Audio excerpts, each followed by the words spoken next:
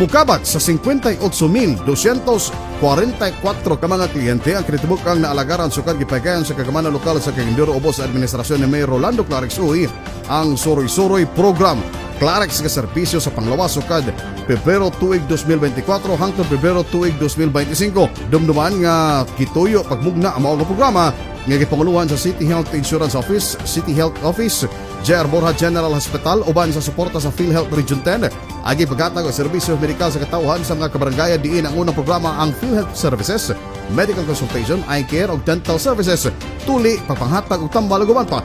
Sa maong ihap 49,864 katao ang mipaubos sa first patient encounter, 41,057 ang nagpakonsulta, 34,636 ang nahatagang tambal.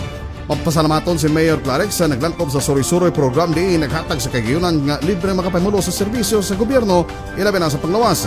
Ang Suroy-Suroy Program hiniusa nga gipaluyo sa CHIO, CHO, J.R. Borja General Hospital, CDRRMD, CSWD, City Civil Registry, City Legal Office uban usab sa hugot nga suporta sa matag kabarangayan.